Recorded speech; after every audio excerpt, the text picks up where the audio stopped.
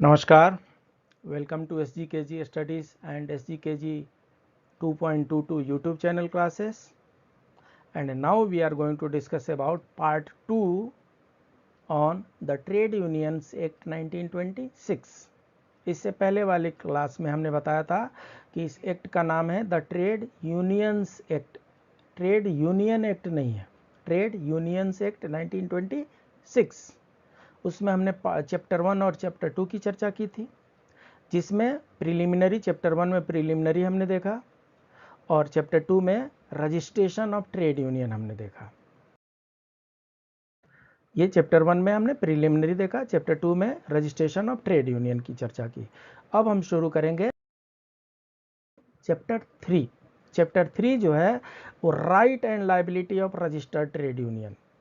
Trade union register तो हो गया, रजिस्टर होने के बाद से उसके कुछ राइट क्रिएट होंगे और कुछ लायबिलिटी भी क्रिएट होंगे।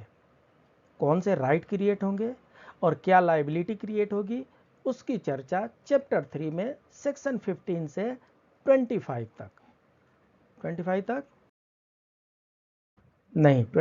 तक। सो सेक्शन 15 से लेके 28 तक में हम इसकी चर्चा करते हैं। सबसे पहले राइट एंड लायबिलिटी। इसकी जो राइट है, रजिस्टर्ड ट्रेड यूनियन का जो राइट है वो दो भागों में बांटा गया है। एक जनरल फंड का कहाँ पर यूज करना है और एक पॉलिटिकल फंड कहाँ पर यूज करना है। इन दोनों के बारे में जब आप ध्यान से देखेंगे, इससे पहले वाला जो क्लास जिसमें सेक्शन 6 है, सेक्शन 6 में कुछ डॉक्यूमेंट्स हमें साथ में देने होते हैं। सेक्शन 6 में जो डॉक्यूमेंट साथ में देने होते हैं उसमें हम ट्रेड यूनियन का ऑब्जेक्ट भी देते हैं और उसमें ये भी देते हैं कि हम कहाँ पर इस जो भी फंड रेज करेंगे उसको कहाँ पे खर्चे कर सकते हैं। तो जनरल फंड कहाँ पे खर्चे कर सकते हैं और पॉलिटिकल फंड कहाँ पे खर्चे कर सकते हैं, उसके बारे में हम सेक्शन 15 और 16 में समझेंगे। जनरल फंड सेक्शन 15 में, और सेपरेट पॉलिटिकल फंड आपको क्रिएट करना है। जो जनरल फंड है, जनरल फंड से पॉलिटिकल एक्सपेंडिचर नहीं करना है, जनरल फंड से जनरल एक्सपेंसेस, पॉलिटिकल फंड से पॉलिटिकल एक्सपेंसेस। जनरल फंड क्या क्या हो सकता है उसकी चर्चा हम सेक्शन 15 में। Payment of salary and allowances.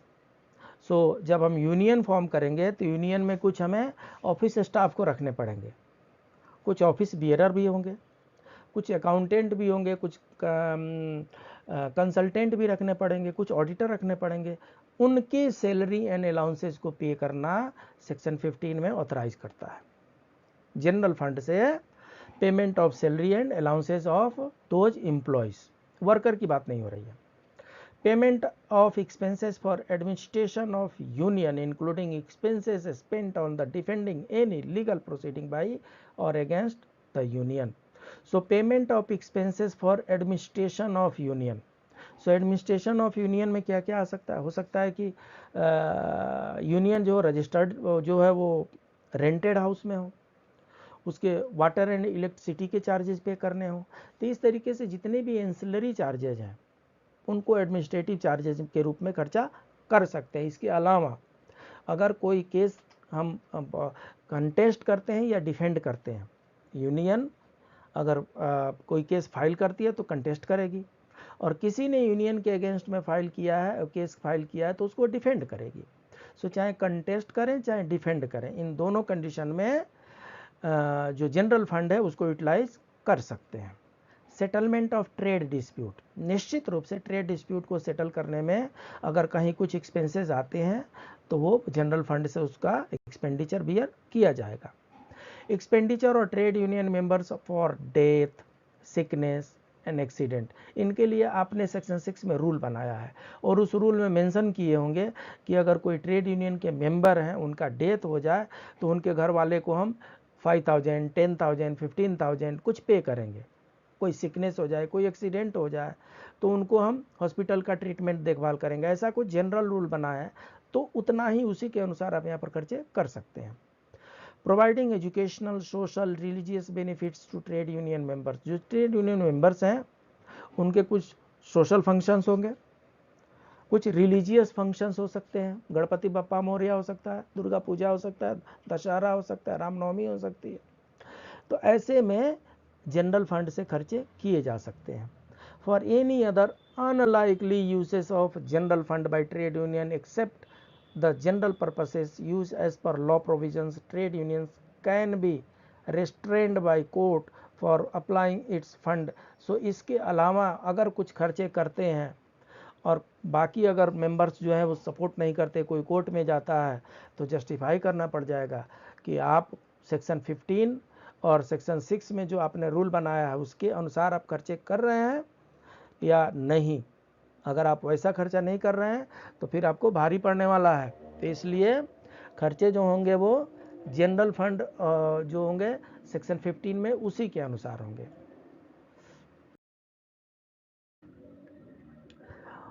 उसी का ये बेयर एक्ट है। बेयर एक्ट का एज इट इज हमने एक्सट्रैक्ट ले लिया, एक्सट्रैक्ट दे करके पॉइंट वाइज इसमें दिया हुआ है। सेक्शन 16 में देख लेते हैं। इलेक्टोरल, इसमें सेक्शन 16 क्लियरली पॉलिटिकल फंड का है, पॉलिटिकल ऑब्जेक्टिव के एक्सपेंसेस है। सो पॉलिटिकल ऑब्जेक्टिव के फंड अलग होंगे। Electoral meeting for distribution of any document or literature supporting electoral candidate which might be a local authority or a member of legislative body or as per Indian Constitution। so union politics में participate कर सकती है क्या? कर सकती है। अगर नहीं करती तो सेक्शन 16 नहीं होता। सेक्शन 16 ये कह रहा है कि चाहे लोकल इलेक्शन हो, लोकल इलेक्शन मतलब पंचायत का इलेक्शन हो, म्यूनसिपलिटी का इलेक्शन हो, और चाहे एमएलए का इलेक्शन हो, चाहे एमपी का इलेक्शन हो, मतलब राज्यसभा लोकसभा का हो, चाहे विधानसभा का हो, चाहे पंचायत लेवल का हो, इन सारे इलेक्शन में जो distribution of document and literature में जो खर्चे आते हैं उतना खर्चा यूनियन कर सकती है। For maintenance of members of legislative body as per Indian constitution, MP MLA के मेंटेनेंस, अगर उनको आपने मेंबर बना के रखा है, अगर उनसे ट्रेड यूनियन का कुछ पर्पस फुलफिल होता है तो उसमें भी ट्रेड यूनियन खर्चे कर सकती है। For political meeting on distribution of political literature or document of any kind. So political meeting जो होगी उसमें जो भी आप पेपर प्रिंट कराएंगे, पंपलेट प्रिंट कराएंगे, ब्राउचर प्रिंट कराएंगे, डिस्ट्रीब्यूट करेंगे, वो सब भी पॉलिटिकल फंड से कर सकते हैं। No workman is obliged for contribution in political fund compulsory। So political fund separate है, जनरल फंड यूनियन का सेपरेट है। So जो मेंबर होगा यूनियन का, वो उसके लिए जो मेंबर होगा, मेंबरशिप वॉलंटरी है, लेकिन जो यूनियन का मेंबर होगा उसको यूनियन का जनरल फंड का जो भी चार्जेज है वो पे करने हैं। लेकिन पॉलिटिकल फंड का वो चार्ज पे करेगा जरूरी नहीं है।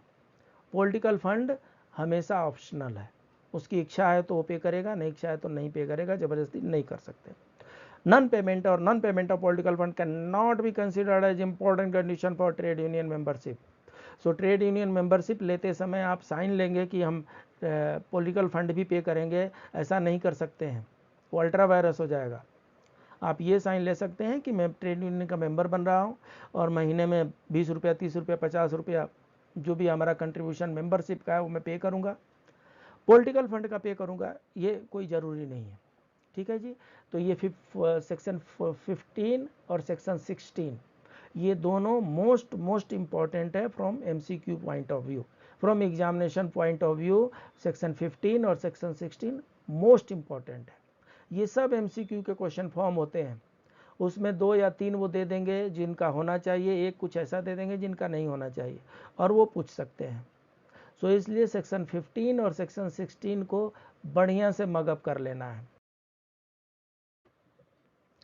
सेक्शन 16 जो है criminal conspiracy in trade disputes. 17 में कह रहे हैं कि नो ऑफिस बेयरर और member of a registered trade union shall be liable to punishment under section 2 of section 120B। So 120B जो है ये क्रिमिनल कॉन्स्पिरेंसी का है। आईपीसी में 120 जो है क्रिमिनल कॉन्स्पिरेंसी का है। सो 122B में क्रिमिनल कॉन्स्पिरेंसी का मतलब होता है कि जब 2 या 2 से व्यक्ति किसी ऑफेंस में पार्टिसिपेट करते हैं तो उन पर क्रिमिनल कॉन्स्पिरेंसी के चार्जेस भी लगते हैं। यहाँ पर कह रहे हैं कि जो ट्रेड यूनियन से रिलेटेड डिस्प्यूट होगा उसमें 120B सब क्लॉज 2 नहीं लगता। मतलब आईपीसी का 120B जो है वो ट्रेड यूनियन पर अप्लाई नहीं होता है। In respect of any agreement made between the members of the purpose for furthering any object of the trade union as it is specified in section 15 unless unless the agreement is an agreement to commit an offense. So offense नहीं करना है, but इकट्ठा तो होना है, आपस में mail मिलाप तो करना है, चर्चा तो करना है, ऑफेंस नहीं करना है। ऑफेंस कर लिए तो फिर there is no immunity at all. IPC की सेक्शन 120 की इम्यूनिटी तभी तक है जब तक आप आपस में बातचीत कर रहे हैं। अगर कोई ऑफेंस हो गया तो कोई इम्यूनिटी नहीं है। सेक्शन 18 क्या कहता है? Immunity from civil suit in certain cases. कुछ सिचुएशन में, सब में नहीं, कुछ सिचुएशन में इम्यूनिटी फ्रॉम सिविल सूट। ये तो क्रिमिनल सूट की बात रही, ये सिविल सूट की बात। नो सूट और अगर other legal proceeding shall be maintained in any civil court against any registered trade union और एनी ऑफिस बियरर और member thereof in respect of any act done in contemplation और furtherance of a trade dispute to which a member of a trade union is a party on the ground only that such act induces some other person to break a contract of employment. So क्या कह रहे हैं? सिर्फ और सिर्फ इस कारण से कि वो उसमें यूनियन में पार्टिसिपेट कर गया, कोई आपका वर्कर, कोई आपका एम्प्लॉय यूनियन में पार्टिसिपेट कर गया, यूनियन का जो एक्टिविटी है उसमें पार्टिसिपेट कर गया, सिर्फ उस कारण से आप सिविल कोर्ट उसके अगेंस्ट में सिविल केस फाइल नहीं कर सकते। ब्रीच ऑफ कॉन्ट्रैक्ट में उसको नहीं माना जाएगा।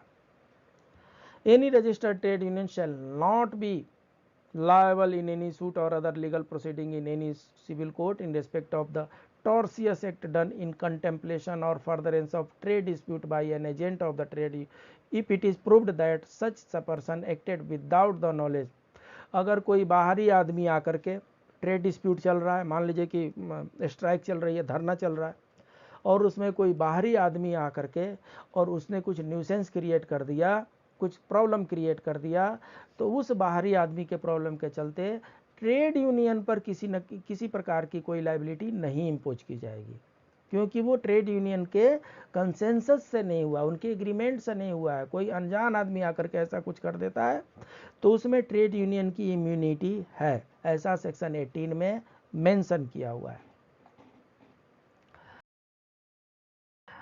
सेक्शन 19 में enforceability of agreement, notwithstanding anything contained in any other law for the time being in force, an agreement between the members of the registered trade union shall not be void or voidable merely by reason of the fact that any of the object of the agreement are in restraint of trade. So जो हमारा क्या है, agreement है worker के बीच में और employer के बीच में, जो एग्रीमेंट है वो सिर्फ और सिर्फ इसलिए वो वाइड नहीं हो जाएगा क्योंकि वो ट्रेड यूनियन की एक्टिविटी से कुछ मेल नहीं खा रहा है। सो इन्फोर्सिबिलिटी ऑफ एग्रीमेंट वहाँ पर एज इट इज स्टैंडिंग है, बट यह है कि जो ट्रेड यूनियन के जो वर्क है, any law for time being in force an agreement between the members of the registered trade union shall not be wide or voidable merely by reason of the fact that any of the object of the agreement are in restraint of the trade. Section 20 जो है, right to inspect books of the trade union. So the account books of a registered trade union and the list of members thereof shall be open to inspection by an office bearer or member of trade union at such time as may be provided for in the rules of the trade union. So trade union का जो books of accounts होगा, it will be accessible to each and every member of the trade union. Trade union के जितने member हैं वो जब चाहे उसको उस पर एक्सेस कर सकते हैं, वो देख सकते हैं कि कौन मेंबर है, कौन मेंबर नहीं है, कौन पे किया, कौन पे नहीं किया, कहाँ पे आपने खर्चा किया है, कहाँ पे करना चाहिए था। ये सारी चीज़ें जो है ये ओपन रहेगी for the members and office bearers. Right of minors to membership of trade union, ये सेक्शन 21 में है। सो सेक्शन 21 के अनुसार any person who has attained the age of 15 years may be a member of trade unions. जो 14 साल का बच्चा को तो ऐसे ही चाइल्ड लेबर कहते हैं। सो चाइल्ड लेबर को तो आप एम्प्लॉय कर ही नहीं सकते हैं। लेकिन जो बालक 15 साल का हो गया है, जो 15 साल का हो गया, वो रजिस्टर्ड ट्रेड यूनियन का मेंबर बन सकता है, subject to any rule for the trade union to the contrary. अगर कुछ ऐसा नहीं होना चाहिए, ट्रेड यूनियन अगर अपना बाई लॉज बनाते समय अगर उन्होंने मेंशन कर दिया है कि 21 साल से नीचे वाले को हम अपने मेंबर नहीं बनाएंगे, 18 साल से नीचे वाले को मेंबर नहीं बनाएंगे, तब तो प्रॉब्लम हो जाएगा। और नहीं तो क्या है कि माइनर जो है, जो 15 साल से ऊपर हो गया है, वो ट्रेड यूनियन का मेंबर बन सकता है।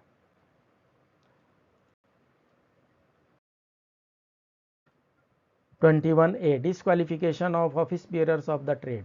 सो जो office bearers of trade union होते हैं उनका डिस्क्वालिफिकेशन क्या है? Person shall be disqualified for being chosen as and for being a member of the executive or any office bearer of the registered trade union if he has not attend the age of 18 years.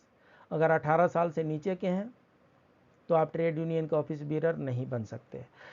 Has been convicted by court in India any office involving moral term. जो अगर criminal cases में convicted है वो भी office bearer नहीं बन सकते।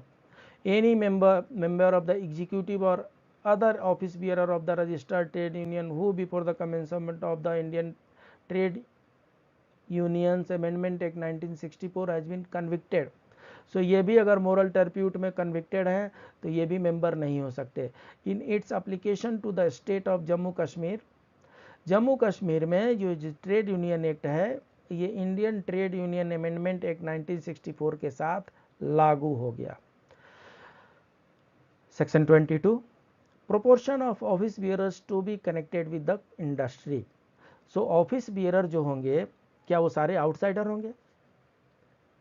Outsider मतलब नन मेंबर हो गए ना। किसी एमपी एमएलए को उसका ऑफिस बियरर बना दीजिए, वो तो किसी कंपनी में काम करेंगे नहीं, वो तो किसी कंपनी के लेबर है नहीं। तो हिसाब ये है कि अगर वो कंपनी के मेंबर नहीं है तो कंपनी का कभी इंटरेस्ट उनको अच्छा ही नहीं लगेगा, वो तो सिर्फ पॉलिटिक्स ही करेंगे, प्योर पॉलिटिक्स करेंगे और कंपनी बंद हो जाएगी।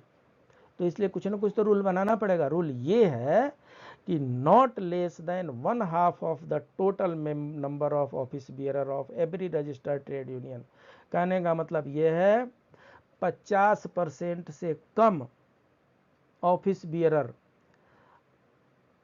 उस कंपनी, उस जो एम्प्लॉयमेंट है जिसके बेसिस पर वो ट्रेड यूनियन हुए हैं, वो उस इंडस्ट्री में एम्प्लॉय होना चाहिए। 50% से अगर कम हो गए तो वो ट्रेड यूनियन प्रॉब्लम में आ जाएगा। सो जो ऑफिस बियरर हैं उनमें से मिनिमम 50% शुड बी इंगेज्ड और employed in industry in which the trade union is concerned. जिस कंपनी या इंडस्ट्री से ट्रेड यूनियन कंसर्न्ड है उस कंपनी में से जो एम्प्लॉयड हैं, जो सर्विंग पर्सन है, वो मिनिमम 50% होने चाहिए इस ट्रेड यूनियन में ऑफिस बियरर होने के लिए। सारे एक्सटर्नल नहीं रख सकते। 23 section change of name. Any registered trade union में with the consent of not less than 2/3 of the total number of its members and subject to the provisions of section 25 change his। so change करने का क्या है? 2/3 का मतलब क्या होता है? 66% प्लस 67% रख लीजिए। सो 66% प्लस अगर मेंबर्स अगर वोटिंग करते हैं ट्रेड यूनियन के नेम चेंज करने के लिए, तब वो चेंज हो सकता है। चेंज होकर के क्या होगा? एमालगमेशन हो सकता है। एमालगमेशन मीन्स मर्जर, मिलाना। स्प्लिट होता है और मर्जर होता है। तो जो मर्जर है उसको एमालगमेशन कहते हैं। एमालगमेशन of trade union 2 or more registered trade union may become amalgamated together as one trade union with or without dissolution or division of the funds of such trade union और so एक contract के अनुसार, एक agreement के अनुसार वो अपना fund इसमें ला रहे हैं कि नहीं ला रहे हैं वो सब अपने पास रखेंगे। रूल बस यही है, provided that the votes of at least 1/2 of the members of each or every such trade union entitle to vote are recorded and that at least 60% of the votes recorded. So अगर मेंबरशिप में 50 लोग हैं, 100 लोग हैं, तो कम से कम 50 उसमें वोटिंग होनी चाहिए और प्रेजेंट अगर 80 लोग हैं तो उसमें से 60%, उससे मतलब 8 6 48, 48 लोग कम से कम उसको वोटिंग करनी चाहिए। तो कंडीशन ये है कि 50% भी होना चाहिए और 60% भी होना चाहिए। 50% ऑफ टोटल होना चाहिए और 60% ऑफ प्रेजेंट एंड वोटिंग होना चाहिए। 50% of total membership, 50% of total membership होना चाहिए। अगर 1000 टोटल स्ट्रेंथ है तो उसके 500 उनके फेवर में होना चाहिए। और अगर मेंबर्स उस दिन प्रेजेंट जो है वोटिंग में जो प्रेजेंट है वो अगर 800 प्रेजेंट हैं तो उस 800 का 60%, 8 6 48, 4800 इसके वोटिंग में होना चाहिए। और 55,000 में से दोनों मिला करके 5000 ही हुआ। सो 5000 जो 50% से ऊपर इनका प्रेजेंट जो होना चाहिए वोटिंग में होना चाहिए, तभी जाकर के एमालगमेशन पास होगा। Notice of change of name और एमालगमेशन। अब इसके बाद से क्या हुआ, एमालगमेशन हो गया। तो एमालगमेशन होगा तो कुछ चेंज वगैरह भी ला सकते हैं। तो क्या लिखेंगे, notice in writing of every change of name and of every amalgamation signed in the case of change of name by secretary and by 7 members of the trade union changing its name, and in the case of amalgamation by the secretary and the 7 members of each and every trade union which is party thereto shall be sent to the registrar। सो जिस तरीके से registration का rule था, registration में minimum 7 members को sign करना था, उसी तरीके से यहाँ पर भी minimum 7 members of each party, हो सकता है कि 3-4 पार्टी का एमालगमेशन हो रहा हो, तो हर तीनों चारों ट्रेड जो रजिस्टर्ड ट्रेड यूनियन है उनके मिनिमम 7 मेंबर्स उसमें साइन करेंगे। उसमें जो पहले का नाम क्या था, अब नाम क्या होने जा रहे हैं, किस कंडीशन पे होना है, किस एग्रीमेंट पे हो जा रहा है, ये सब रजिस्ट्रार ऑफिस में देना है। Where the head office of amalgamated जो ट्रेड यूनियन, इसकी हेड ऑफिस कहाँ पे होगी, ये सब आपको रजिस्ट्रार के पास जमा करना है। If the proposed name is identical with that by which any other existing trade union has been registered. So अगर आइडेंटिकल नेम हो गया, पहले से उस नाम पर कोई ट्रेड यूनियन है, तो रजिस्ट्रार आपको बोलेंगे दूसरा नाम लेकर के आइए, और नहीं तो इस नाम पर रजिस्ट्रेशन नहीं होगा। सो अगर रजिस्ट्रार सेटिस्फाइड हैं सारे प्रोविजन से, तो सेक्शन 25 में वो यूनियन का एमालगमेशन पास कर देंगे। उसका नेम चेंज हो जाएगा, उसका रजिस्टर्ड ऑफिस भी चेंज हो सकता है, उसके रूल अगर चेंज करने हैं तो चेंज हो सकते हैं। तो क्या बोल रहे हैं 26 में, effects of change of name and of amalgamation. The change in the name of the registered trade union shall not affect any right or obligation of the trade union or render defective any legal proceeding by or against the trade union and any legal proceeding which might have been continued or commenced। So क्या है, एमालगमेशन होने से जो पहले वाला जो trade union था उसके किसी प्रकार के राइट और ऑब्लिगेशन में कोई चेंज नहीं होता, कोई फर्क नहीं पड़ता। अगर किसी को कुछ देना था तो आज भी देना है, और अगर किसी से कुछ लेना था तो आज भी ले सकते हैं।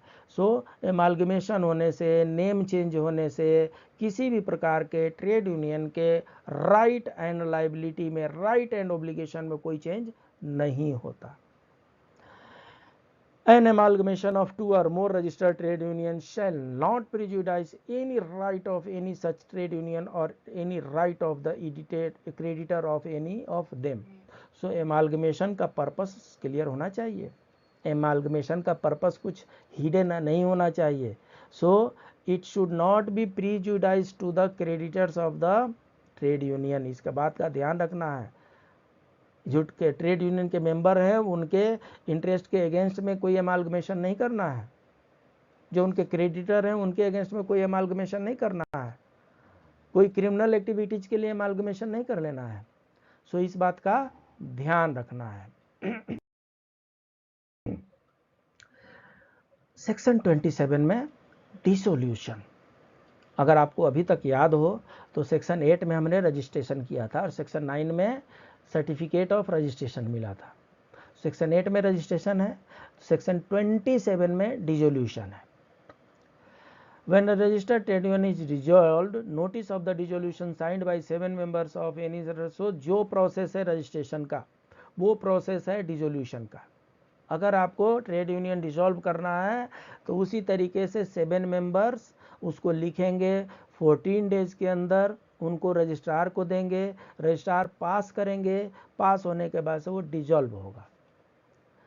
28 में रिटर्न्स है, there shall be sent annually to the registrar on or before such date as may be prescribed, general statement audited in the prescribed manner, receipt and expenditure of every registered trade union during the year ending on the 31st day of December next preceding। so ये क्या है, calendar year है। सो calendar year का जितना भी books of accounts है उसको audit करने के बाद से उसकी एक कॉपी साल में एक बार रजिस्ट्रार ऑफिस में सारे ट्रेड यूनियन को भेजना है। नहीं भेजेंगे तो प्रॉब्लम आ जाएगा। A copy of every alteration made in the rules of registered trade union shall also be sent. Purpose of examination of documents referred to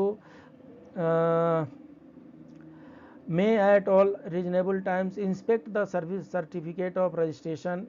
so ये क्या है, ये कभी भी इनके जो बुक्स ऑफ अकाउंट्स है, सर्टिफिकेट ऑफ रजिस्ट्रेशन है, उनको ये इंस्पेक्ट कर सकते हैं। चैप्टर 4 रेगुलेशन के बारे में, पावर टू मेक रेगुलेशन, किसके पास रूल बनाने का पावर है? सो एप्रोप्रिएट गवर्नमेंट के पास है। एप्रोप्रिएट गवर्नमेंट का डेफिनेशन हमने सेक्शन 2 में देखा था, सबसे पहले ही एप्रोप्रिएट गवर्नमेंट का डिफाइन हुआ है। वो सारे ट्रेड यूनियन जो सिर्फ और सिर्फ एक स्टेट में रहते हैं, एक स्टेट में उनका एग्जिस्टेंस है, उनके लिए जो एप्रोप्रिएट गवर्नमेंट है वो स्टेट गवर्नमेंट होगा। और वो सारे ट्रेड यूनियन जो एक से अधिक स्टेट में उनके ब्रांचेज हैं, उनका जो अप्रोप्रिएट गवर्नमेंट होगा वो सेंट्रल गवर्नमेंट होगा। तो सेंट्रल गवर्नमेंट और state government as may be the case, the appropriate government may make regulation for the purpose of carrying into effect the provisions of this act. So ये enabling section इसको बोलते हैं। 29 section 29 is a enabling section. इसके basis पे central government और state government ये दोनों अपना अपना रूल रेगुलेशन फ्रेम करेंगी ट्रेड यूनियन को रेगुलेट करने के लिए। इन particular and without prejudice to the generality the foregoing power such regulations may provide for all or any of the following matters. जो इसमें क्या क्या रेगुलेशन बना सकते हैं? The manner in which trade union and rules of trade union shall be registered and fees payable on registration. So किस तरीके से इनका रजिस्ट्रेशन करना है और कितना फी पेएबल रहेगा। The transfer of registration in the case of any registered trade union which has change its head office. Head office change करेंगे, एक स्टेट से दूसरे स्टेट में जाएंगे, उनके लिए क्या रूल रहेगा। The manner in which and the qualification of persons by whom the accounts of registered trade union और any class of such union shall be audited. Auditor का जो क्वालिफिकेशन है वो क्या रहेगा, कौन ऑडिट कर सकता है, उसके बारे में भी रूल रेगुलेशन एप्रोप्रिएट गवर्नमेंट बनाएगी। The condition subject to which inspection of document kept by registrar shall be allowed and fee shall be chargeable in respect of such inspection. So registrar के पास अगर रजिस्टर है उसको check करना है, उसके लिए क्या रूल है, कितने बजे से कितने बजे तक चेक कर सकते हैं, कौन चेक कर सकते हैं, अगर चेक कर सकते हैं कुछ फी देना है क्या, ये सब जो है के बारे में रेगुलेशन एप्रोप्रिएट गवर्नमेंट बनाएगी। Any matter which is to be or may be prescribed. इसके अलावा अब जब एनी मैटर दे दिए मतलब खुला राज है, स्टेट गवर्नमेंट सेंट्रल गवर्नमेंट जो एप्रोप्रिएट गवर्नमेंट है ट्रेड यूनियन के बेनिफिट के लिए, ट्रेड यूनियन के लिए जो सूटेबल है उसके लिए वो रूल बना सकती है। और वो जो नोटिफिकेशन, जो भी नोटिफिकेशन बनाएंगे उस नोटिफिकेशन को ऑफिशियल गजट में पब्लिश करेंगे। Every notification made by the state government under so and every regulation made shall be laid as soon as be may be after it is made before the state legislature. So इसके बारे में जो कुछ भी rule regulation बनाएंगे वो legislature के पास उसको सबमिट करना है। Chapter 5 penalties and provision. बात यह है साहब कि स्टेट गवर्नमेंट सेंट्रल गवर्नमेंट जो भी अप्रोप्रिएट गवर्नमेंट है उन्होंने कुछ रूल बना दिया और उस रूल के अनुसार ट्रेड यूनियन रजिस्टर भी हो गया। समस्या यह है कि अगर कोई रूल को फॉलो नहीं कर रहा है, कोई रूल को डिसओबे कर रहा है, तो क्या सरकार मूक दर्शक बन के बैठी रहेगी? क्या अप्रोप्रिएट गवर्नमेंट के पास कोई पावर नहीं है? और उसके लिए पेनाल्टीज एंड प्रोसीजर है। Failure to submit return, section 31 बोलता है if default is made on the part of the registered trade union in giving any notice or sending any statement or other document as required under any provision of this act, every office bearer or other person bound by the rules of the trade union to give or send same. If there is no such office bearer, the person, every member of the executive of the trade union shall be punishable with fine which may extend to 5 rupees, and in the case of continuing default with an additional fine which may extend to 5 rupees for each week after the first during the which the default continues. So act में सिर्फ 5 rupees ही लिखा है, प्रत्येक default पर 5 rupees बढ़ता रह जाएगा। हो सकता है कि रूल चाहे रेगुलेशन में गवर्नमेंट ने ये अमाउंट चेंज किए हो। Provided that the aggregate fine shall not exceed 50 rupees, ये बोल रहे हैं कि ये सब विलफुल छोड़ करके बाकी किसी में अगर बाई मिस्टेक उन्होंने अपने रिटर्न नहीं भेजे हैं, बाई मिस्टेक उन्होंने नोटिस नहीं दिया है, तो वो 50 रुपीज़ से ज़्यादा क्रॉस नहीं करेगा, और अगर विलफुल हुआ है तो 50 रुपीज़ से ज़्यादा भी चला जाएगा, 500 रुपीज़ तक जा सकता है। We shall be punishable with fine which may extend to 500 rupees. Section 32, supplying false information regarding trade union. अब ट्रेड यूनियन के बारे में आप सेक्शन 4 में इंफॉर्मेशन दे रहे हैं, सेक्शन 5 में इंफॉर्मेशन दे रहे हैं, सेक्शन 6 में इंफॉर्मेशन दे रहे हैं, सेक्शन 7 में प्रिकॉशन दिया जा रहा है, तब जाकर के सेक्शन 8 में रजिस्ट्रेशन हो रहा है, सेक्शन 9 में सर्टिफिकेट ऑफ रजिस्ट्रेशन इशू हो रहा है। अगर आपने कुछ गलत इंफॉर्मेशन शेयर करके रजिस्ट्रेशन कर लिया तो सेक्शन 10 में कैंसिलेशन तो है, रजिस्ट्रार विड्रॉ भी कर सकता है, कैंसिल भी कर सकता है, वो तो बात है। उसके अलावा क्या है, any person who with intent to deceive gives to any member of the registered trade union और any person intending or applying to become a member of such trade union any document purports to be a copy of the rules of the trade union. So अगर ये trade union की कोई copy जानबूझ करके गलत दिखा देते हैं, shall be punishable with fine which may extend to 200 rupees. So 200 रुपये तक की इन पर पेनाल्टी लग सकती है, ऐसा रूल बुक में लिखा है। Section 33, cognizance of offense. No court inferior to that of presidency magistrate or magistrate of the first class shall try any offense under this act. So JMFC जो होते हैं judicial magistrate first class, JMFSC जो होते हैं judicial magistrate second class जो होते हैं वो जूनियर मोस्ट होते हैं, वो जो न्यूली रिक्रूटेड जो न्यूली ज्वाइंट जो जुडिशियल मजिस्ट्रेट होते हैं JMSC होते हैं, जुडिशियल मजिस्ट्रेट सेकंड क्लास। जब उनका प्रमोशन होता है 3 साल के बाद से तो जुडिशियल मजिस्ट्रेट फर्स्ट क्लास उनका नाम होता है। तो जुडिशियल मजिस्ट्रेट फर्स्ट क्लास से नीचे ट्रेड यूनियन से रिलेटेड जितने भी ऑफेंसेज हैं उनसे नीचे कोई जो मजिस्ट्रेट हैं वो उसका कोग्निजेंस नहीं ले सकते हैं, ये मिनिमम रिक्वायरमेंट है। सो इस तरीके से हमने ट्रेड यूनियन के बारे में सेकेंड पार्ट में, फर्स्ट पार्ट में हमने प्रिलिमिनरी एंड रजिस्ट्रेशन तक अप टू सेक्शन 14 तक किए, और बाकी सेकेंड पार्ट में चैप्टर 3, 4, 5 हमने देखे। ट्रेड यूनियन के बारे में लगभग सारी चीज़ों को हमने कवर किया है। अगर ज़रूरत पड़ी तो कुछ MCQ बनाएंगे। ये ट्रेड यूनियन के जितने सेक्शन हैं हर सेक्शन में 2-2, 4-4 MCQ फॉर्म होते हैं। सेक्शन 15, सेक्शन 16 जो जनरल फंड से रिलेटेड है, जो पॉलिटिकल फंड से रिलेटेड है, उसके बारे में थोड़ा सा ज़्यादा कन्वर्सेंट रहने की ज़रूरत है। सेक्शन 6 में और सेक्शन 7 में, सेक्शन 6 में दिया हुआ है कि क्या क्या पेपर साथ में देना है, और सेक्शन 7 में दिया हुआ है कि क्या क्या नहीं देंगे तो रजिस्ट्रेशन नहीं होगा। इनका लिस्ट भी थोड़ा सा ध्यान में रखना है। डेफिनेशन जो सेक्शन 2 में है उनका भी ध्यान रखना है।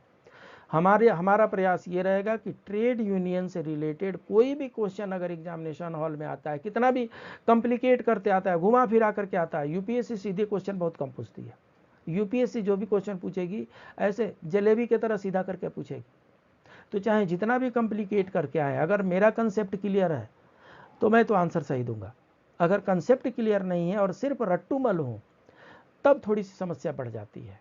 तो हमारा पर्पस है कंसेप्ट क्लियर करना। ये ट्रेड यूनियन का तीसरा वीडियो होगा। ये पहले वीडियो में ट्रेड यूनियन क्या है, उसके डेफिनेशन क्या है, उसके कैरेक्टरिस्टिक्स क्या है, उनके नीड क्या है, उनके ऑब्जेक्टिव क्या है, वो कितने टाइप के हैं, उनके सेलिएंट फीचर्स क्या है, उनके सिग्निफिकेंस क्या है, इनकी चर्चा हमने इन जनरल पहले क्लास में किया है। सेकेंड क्लास में हमने जब ट्रेड यूनियन क्या है वो कंसेप्ट क्लियर हो गया, तब सेकेंड क्लास में हमने ट्रेड यूनियन एक्ट 1926 के प्रोविजन के बारे में डिस्कस किया है। और रिमेनिंग प्रोविजन को हमने थर्ड वीडियो में हमने अटेम्प्ट किया है। इसके बाद भी अगर ज़रूरत पड़ेगी तो और भी हम क्लासेस लेकर के आएंगे आपके लिए। पर्पस ये है कि आप अच्छे मार्क्स लें और एग्ज़ाम में अच्छे मार्क्स से पास करें। ये जो मटेरियल हम अपलोड कर रहे हैं ये SGKG स्टडीज़ पर अपलोड कर रहे हैं। इस यूट्यूब चैनल को please like, subscribe and share. दूसरा हमारा यूट्यूब चैनल है SGKG 2.22, इसको भी आप लाइक करें, सब्सक्राइब करें, अपने दोस्तों के बीच में शेयर करें। यह हमारा SGKG स्टडीज़ है, इस पे 191 से ज़्यादा वीडियो अपलोड किए जा चुके हैं। ये SGKG 2.22 है, इसमें 1000 से ज़्यादा वीडियो अपलोड किए जा चुके हैं। एक बार प्ले लिस्ट में जाइए, ये होम है, वीडियो है, शॉर्ट्स है, लाइव है, प्ले लिस्ट है। प्ले लिस्ट में एक बार जा करके और ऐसे लिस्ट आ जाता है, उस लिस्ट में जा करके अपनी इच्छा के अनुसार आप एक एक प्ले लिस्ट को देख करके अपनी जो ज्ञान तृष्णा है उसको शांत कीजिए और एग्ज़ाम के लिए अच्छा परफॉर्म कीजिए। मिलते हैं अगले क्लास में एक नए चैप्टर के साथ, एक नए सब्जेक्ट के साथ। तब तक के लिए प्लीज़ कीप ऑन रिवाइजिंग। नमस्कार।